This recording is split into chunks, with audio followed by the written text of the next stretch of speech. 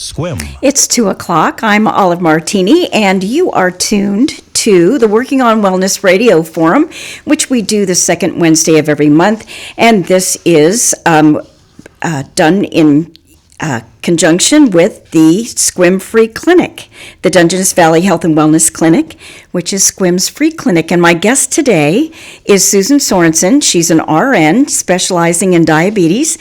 And as soon as she starts to talk, you're going to recognize her if you listen to KSQM. This is Sassy Susan, our very own. Well, hello, Olive. How are you today? I'm very well. So tell us a little bit about you and a little bit about what you're going to be talking about Well, today. if anyone listens to me, they know quite a bit about me already. But I'm a registered nurse who retired from the Air Force, moved here with my husband and family about 28 years ago, I think. And I've been involved with the community for quite a bit. As you mentioned, I'm a registered nurse. I've maintained my license because I do diabetes education in the community.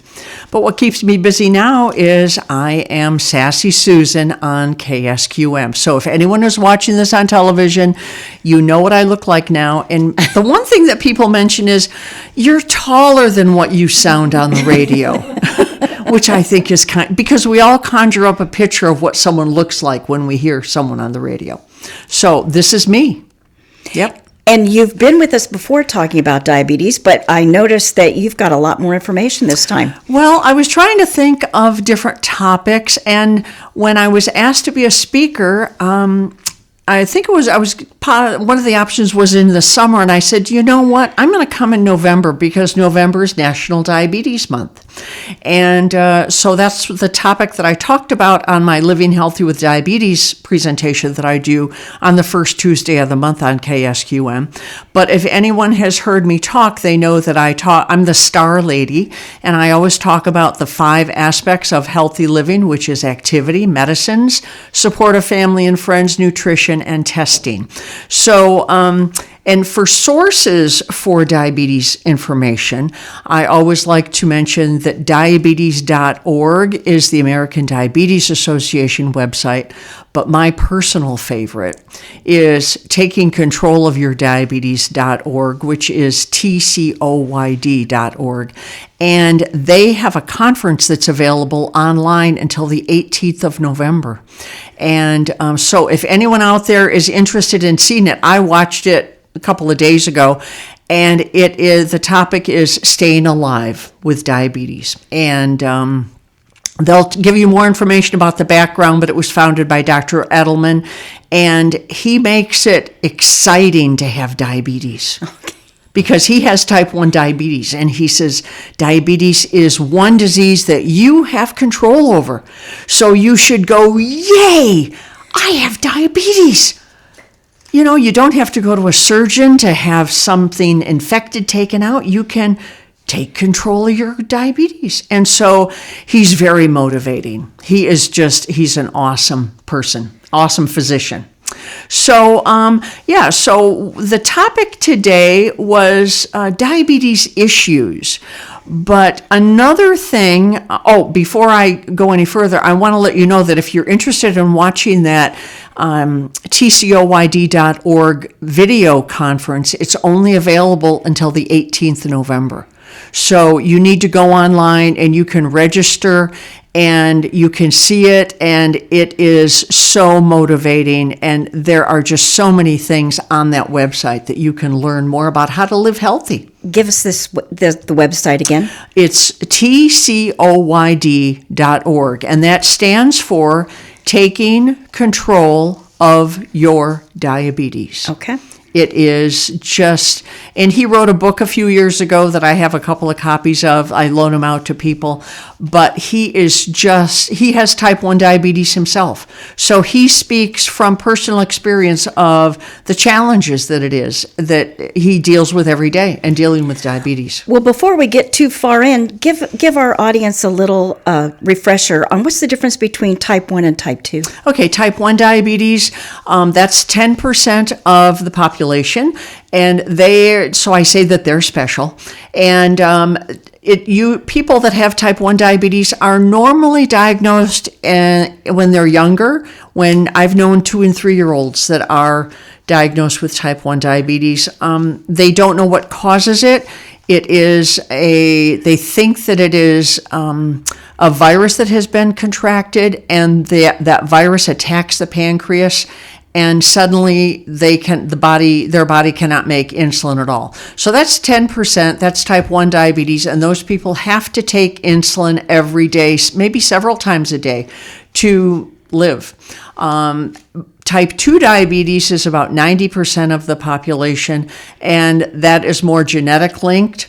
If you have a parent or a sibling that has type 2 diabetes, you are more prone to develop type 2 diabetes. And while we're talking about that, there is a website on the diabetes website, I should say a test that says, are you at risk for type 2 diabetes? And when I printed this out, it was just a one-page thing, but you do it online. And if you go to diabetes.org, which is the website for the American Diabetes Association, so diabetes.org/risk-test. And these questions come up, and you either answer yes or no. Do you have a sibling or a parent that had diabetes? Are you a woman who had gestational diabetes when you were pregnant? Do you have high blood pressure? Are you active? And they give you a chart of what your weight is, and so then they will say you are at low risk of developing diabetes type 2, or you're at high risk, and what you might be able to do to prevent the development of diabetes. So well, let's talk a little bit about diet and what you should avoid with diabetes, or if you are at risk. Well, a diet, I say that you should eat Mother Nature foods, food that either is picked off a tree or dug out of the ground. High fiber diet, we should be eating 30 grams of fiber to keep our digestive system working properly.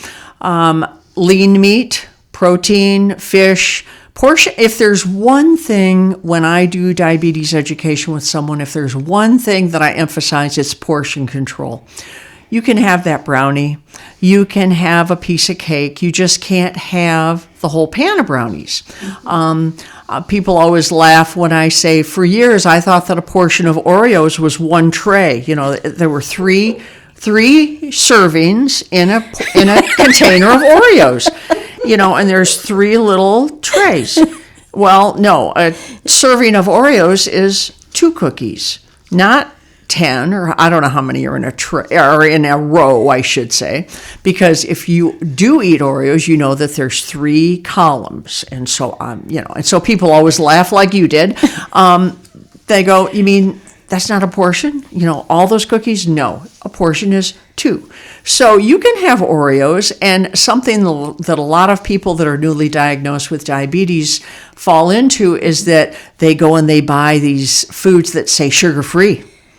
And, well, flour is just one step from sugar, and so what they do is they use sugar alcohol to sweeten it, and if you read the fine print, sugar alcohol will give you diarrhea. So you're much better off eating the real thing than eating something that has artificial sweeteners in it. So, well, can you tell us a little bit about intermittent fasting? You know, intermittent fasting has become the thing now. And interestingly enough, when I was, let me see, I've got a piece of paper here that talks about intermittent fasting, and it said that intermittent fasting is the latest thing to try to limit your caloric intake. And you will limit your eating for a certain time period. And the most popular is the 16-8. Okay, so what that means is you eat for just 8 hours, and the other 16 hours you don't eat anything at all. And so they say that it can help with glucose control. It helps your appetite, because after a while you're hungry, but then kind of that hunger goes away. And so people find that if you use intermittent fasting, it helps with insulin sensitivity. And after a while, you're not hungry, so you don't eat. And then knowing that you can eat whatever you want during those 8 hours kind of motivates you not to eat anything during the 16. So lots of times people will they'll eat from 9 a.m. to 5 p.m. And then after 5 p.m., they don't eat anything. The problem is that when people use intermittent fasting, they use that 8-hour time period to eat fast food, high-fat foods that don't have much nutrition. So the key is that during that 8 hours, you need to eat foods that are filled with fiber, that have fruits, vegetables, things that you should be eating anyway.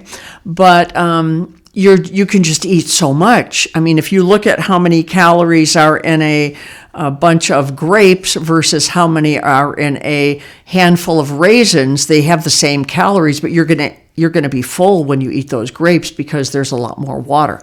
So some people find that intermittent fasting helps with their diabetes, but then I'm kind of hesitant to have people that have diabetes follow that, because if your blood sugar gets too low, then you run into problems. So I'm not a dietitian, I'm a registered nurse.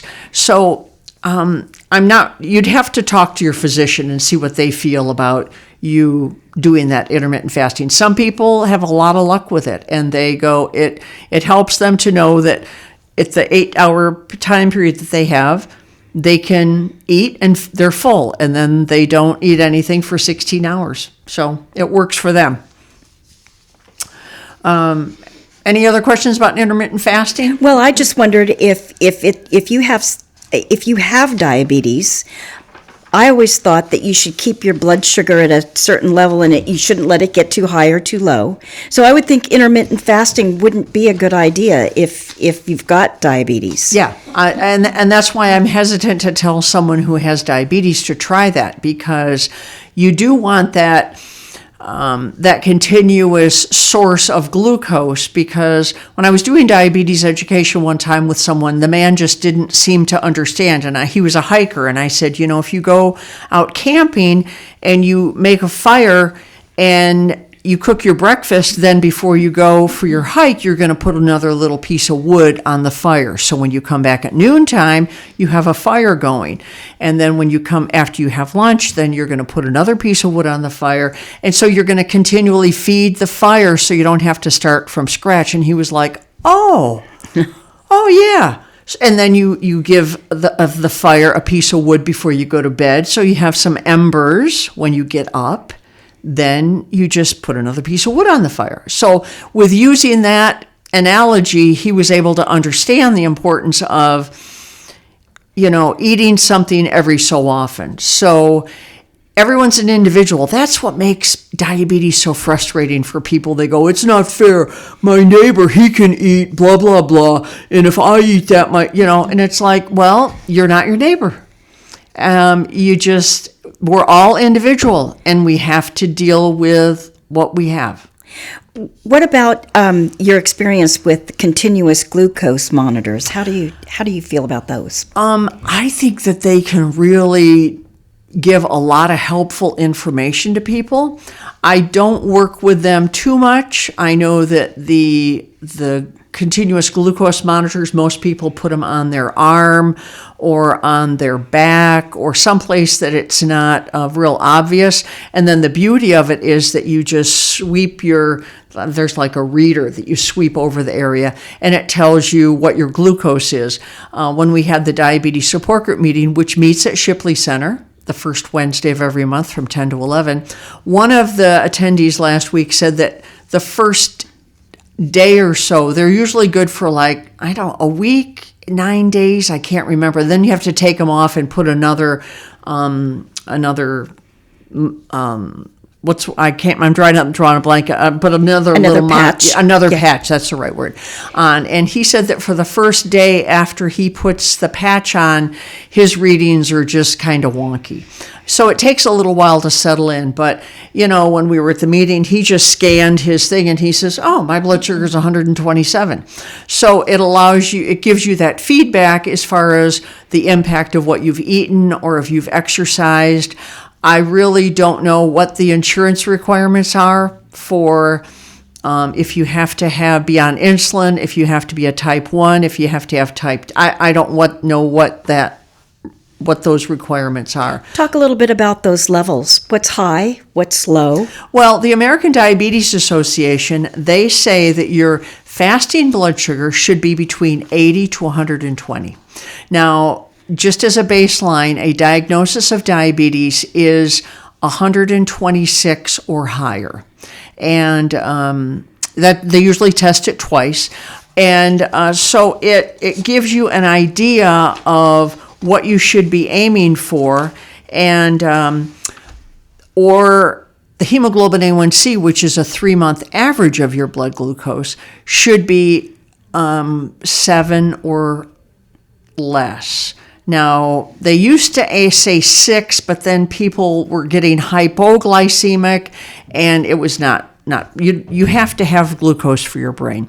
So, but there's that term called prediabetes that if your blood sugar is between 110 and 125, or 100 to 125, depends on the lab, you have prediabetes. So that is like a red flag that if you don't do anything, you are going to go over the level and have a diagnosis of diabetes because your blood sugar is going to be over 126. And once you are diagnosed with diabetes, whenever you go and have a test somewhere, if you have a kidney test or any kind of test where they give you injected dye, they ask you, do you have diabetes? Because diabetes is known to impact the kidneys, and they want to make sure that your kidneys can properly filter out that dye and not keep it in your system.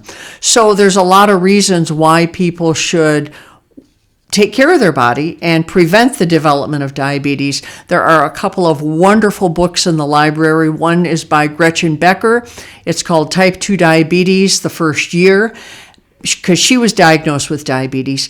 And then after she was diagnosed with diabetes, she realized that if she would have taken action when her doctor told her, Gretchen, your blood sugar is just a little high, but don't worry about it, okay? So if she would have taken action, she could have prevented diabetes. So Gretchen wrote another book, and I have no financial input on this at all.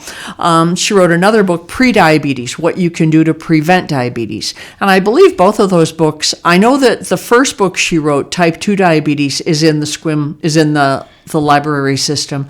I can't say for sure about the Prediabetes book, but they're both wonderful books. So, Susan, when the doctor says diabetes, what does that mean for you? If you say, you have diabetes now, but if you lose weight, if you start exercising, what happens then? Do you still have diabetes? Yes, you still have diabetes. It was interesting because I retired from the Air Force, and when I was the charge nurse of the medicine clinic at Travis Air Force Base, they'd say, Major Office, I have someone that you need to talk to teach them how to test their blood sugar. And I'd go, okay. And so it was kind of interesting because I would go out in the waiting room and I'd look around and look for the person whose eyes were like saucers, and they were just sitting there. They were just kind of in a trance, like, oh no, I have diabetes. And I'd go, hey, how are you today? I'm Major Office, and we're going to come on back to my office. And so they would kind of stumble in, and because what they're thinking of is their aunt who went blind and their uncle who had an amputation of their foot, and so-and-so had to go on dialysis, and their neighbor had diabetes, and they died, and, so we would go through the 5 aspects of the star, and This isn't the end of the world. You just need to eat healthy, eat healthier. Tell me what you eat. Sometimes this really got their attention. I would test my finger for blood sugar. I don't have diabetes. I would test my blood sugar, and some people here, these are soldiers that have been in the middle of war, and they would just about pass out. Sure. Nobody likes the finger prick. And I'd go, okay, I'm going to check my blood sugar. Okay, I'm 110, but I just had breakfast I had lunch a few minutes ago. And then I would have them do it. And sometimes they would just sit there, and we would sit there. And finally, ironically enough, they would do the finger stick because I shamed them because I'm a girl and they were this burly guy, and how could a girl do it and not them? Same thing with insulin injection. I would inject some normal saline in my stomach and then say, okay, you're going to do the same thing. So, it's just once they see me do it, then I just kind of shame them into it. But once you are told you have diabetes, if everyone would eat like someone who has diabetes is supposed to eat, we wouldn't have the health problems that we have nowadays. Give us an overview of what that looks like. What they should eat? Yeah. Okay, let's see. Oatmeal in the morning for breakfast with fruit, or Greek yogurt. One of my favorite breakfasts is fresh cut pineapple with Greek yogurt and just a drizzle of maple syrup, maybe a little bran or something, chia seeds or something, a salad for lunch. Or for breakfast, maybe a couple of scrambled eggs in the microwave with some fruit. Dinner, when you eat a meal, you should fill half of the plate with non-starchy vegetables, broccoli, cauliflower, asparagus. It's not farmer's market time now, but you can still get fresh vegetables from local farmers. And then the other half you divide in half, so a quarter of it is a serving of a starchy vegetable, and then a serving of protein. Now, a serving of protein is the size of the palm of your hand, not including the fingers, like a deck of cards. That's a serving of protein. And if I find that if I'm hungry, I have a glass of water, because sometimes our bodies get hunger and thirst mixed up. We think we're hungry, but we're really thirsty. So what do? We go and we eat, and we don't need those calories. So drink a couple of glasses of water, and then wait 10 minutes. And if you're still hungry, then you're hungry. But most of the time, you're just thirsty. Talk a little bit about the weight loss drugs like Ozempic. Oh boy, everyone has been on the bandwagon. I even know people that have diabetes that had a terrible time getting Ozempic because it wasn't available. All these people that didn't have diabetes were taking it. And so there were no doses available. The way it works is, once again, I'm not a pharmacist, but the way it works is it makes you feel full. It makes you feel like you're satisfied, that you're not hungry at all, so you don't eat. And that's how you lose weight. But the thing is, from the reading that I've done, is that once you take this medicine and lose the weight, you have to take it forever. Because you haven't changed your meal, the way you eat. And then just the other day, here on November 6th, 2024, the FDA has updated the labels for all GLP-1 weight loss drugs, such drugs as Ozempic, Wegovy, Victoza. They've had a warning about pulmonary aspiration during general anesthesia or deep sedation. And what they're finding is that there have been rare post-marketing reports of pulmonary aspiration in patients receiving these drugs, undergoing elective surgeries, and I'm just reading this, or procedures requiring anesthesia, because their stomachs don't empty. That's part of the way the drug works. Your stomach stays full, so you don't eat anymore. So the normal guidelines of not eating anything after midnight might not be enough for someone who is taking one of these drugs because they could vomit and aspirate. So these medications help control blood sugar for people with diabetes, and they also slow the movement of food through the gut, which help people feel full longer and lose weight. But you can also, if that food is still in your stomach, it hasn't moved on, so it can cause problems. So be careful. So when you're on a drug like Ozempic, and you say that once you go off of it, you're going to gain the weight back. It's possible. Yeah. Like I said, I'm not a dietitian. I'm not a pharmacist, but those are the reports that I've seen, that this is a forever thing. And some people, there are kickoffs. No, not kickoffs, but genetics. Yeah, no, not genetics. Oh. There's, I'm trying to think of the right word, and I'm drawing a blank. People that they're trying to mimic these drugs, and they're not known to be as safe as the other ones. Knockoffs. Knockoffs. That's okay. What did I say? Kickoffs. Knockoffs. That's the word I was trying to think. We have fun at KS. Yes, we do. You know, so you have to be careful, because once you lose weight and you go, hey, I'm looking hot because I've lost a lot of weight, but I need to stop the drug because insurance many times won't pay for it, and then the weight comes back on again because you haven't changed the way that you eat. Susan, tell us a little bit about your grandmother who had diabetes. My grandmother? Or your mother? Well, I remember when my grandmother had diabetes, that's before disposable syringes, and I could remember her boiling her syringes, and then my uncles would come and get the needles because she would get little barbs on the end of the needle, and she'd push, and then the needle would go in, and then when she'd go to pull the needle out, her skin would come with it. And so they'd take it to their shop and they would sharpen it.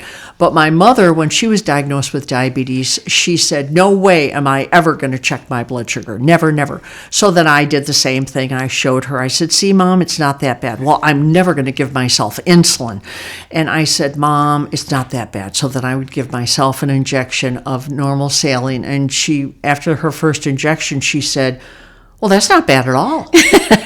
That doesn't even hurt. And I said, Mother, what did I tell you? But what do daughters know? You know? But, something that would be a good place to say this right now is that diabetes is a progressive medical condition. I don't like to call it a disease, but many times if you have a parent or a sibling or someone that has diabetes, your chances of developing type 2 diabetes go up. That's why I would recommend that you go to this diabetes.org/risk-test and take this test to see if you're at risk of developing diabetes. So when the doctor tells you you have diabetes, they will say, well, here, Susan, lose 30 pounds and I'll see you in 6 months, and then you're gone. So I explain to people that when they say that you should lose weight, it's because every cell in your body needs a molecule of insulin. And if you have less cells that each need a molecule of insulin, the insulin that your body is making might be enough to keep your blood sugar in the normal range. And they go, well, why didn't the doctor tell me that? And it's like, because the doctor, they don't have time. So by eating healthy and losing weight, many times you can keep your diabetes under control with diet and exercise. But then, since diabetes is a progressive condition.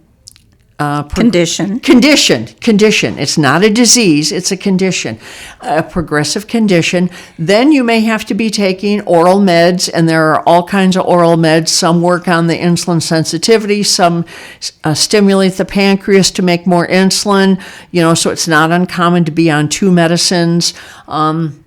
Then they don't work anymore, and then you take insulin. And there are so many kinds of insulin out there right now, that there's short-acting, there's long-acting, there's insulin that lasts 24 hours.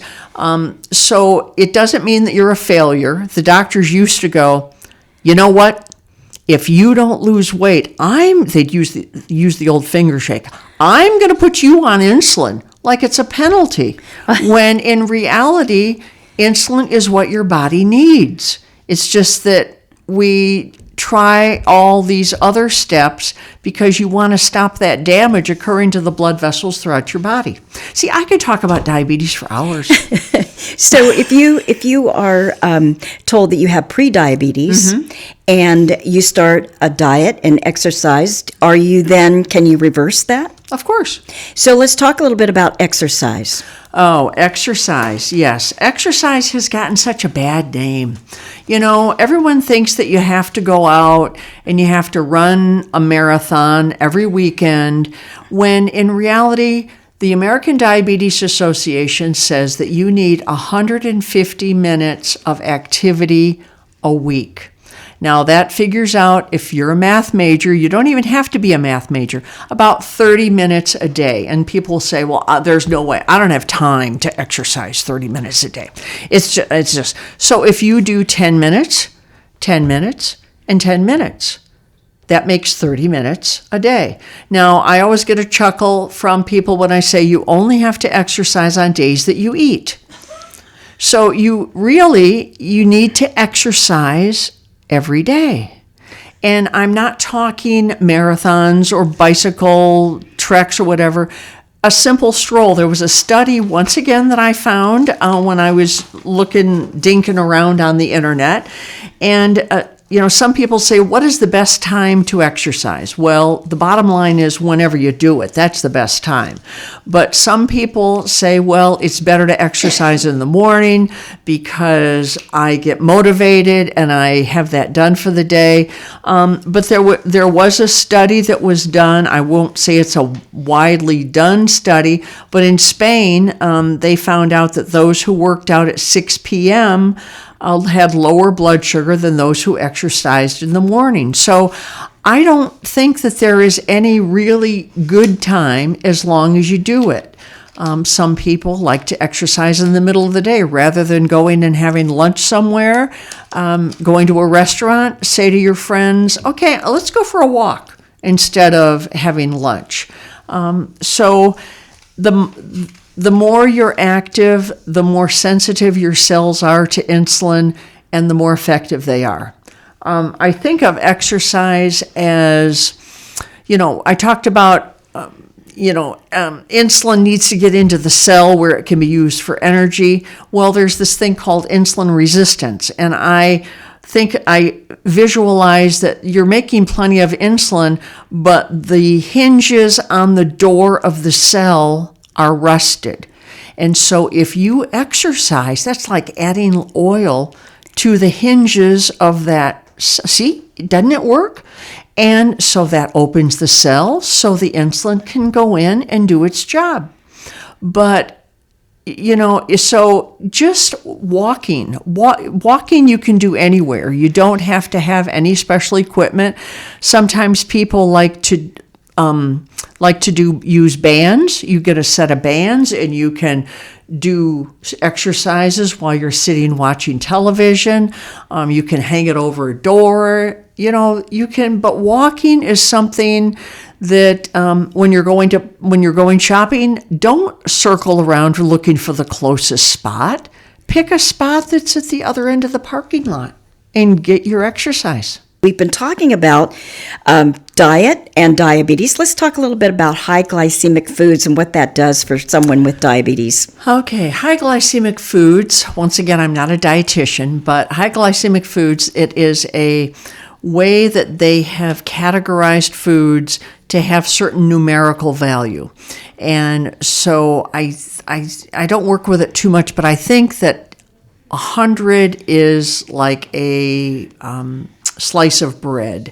And so if anything is under that, the number would be lower, and then higher, high sugar.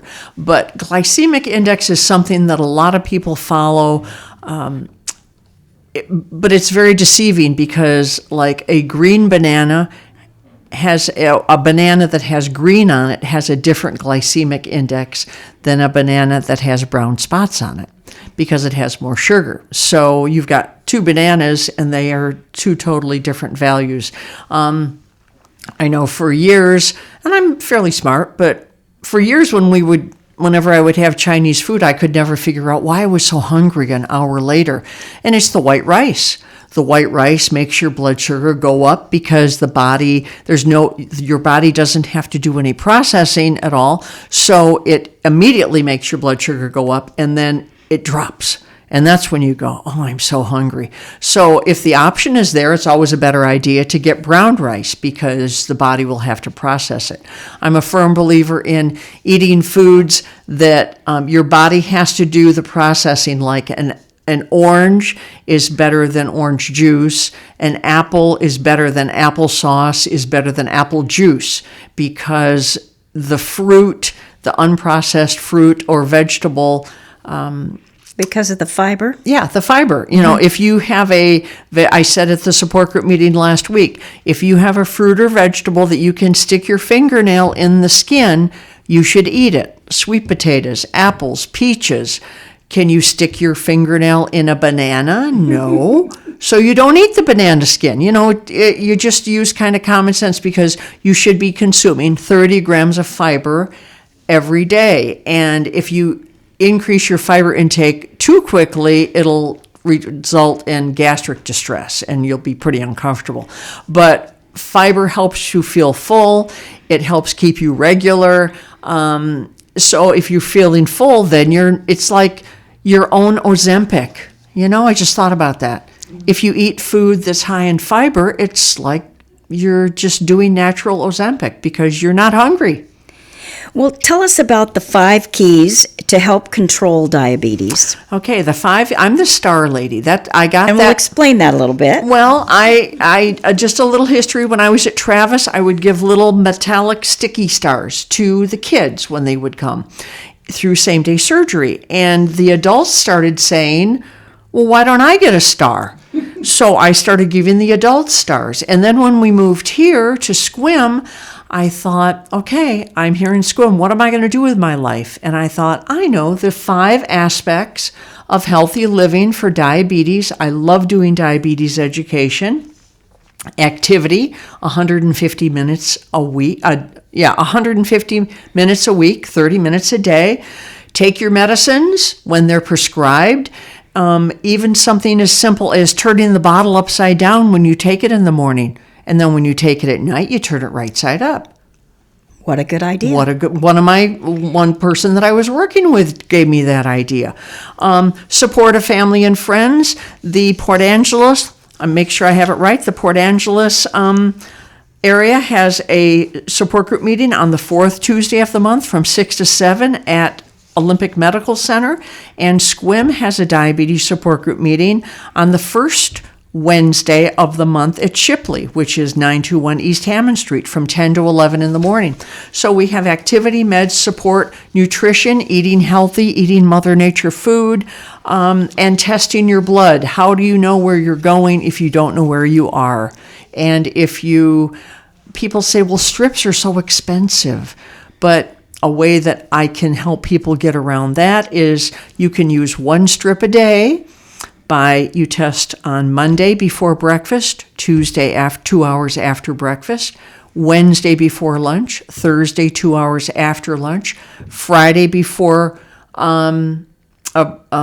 dinner, Saturday 2 hours after dinner, and Sunday when you go to bed. So if you do that for 2 to 3 weeks, you are going to have 2 or 3 numbers in each column, and it'll jump out. Many times it jumps out at you like, oh my gosh, look at my 2 hour after lunch glucose is a lot higher than all the others.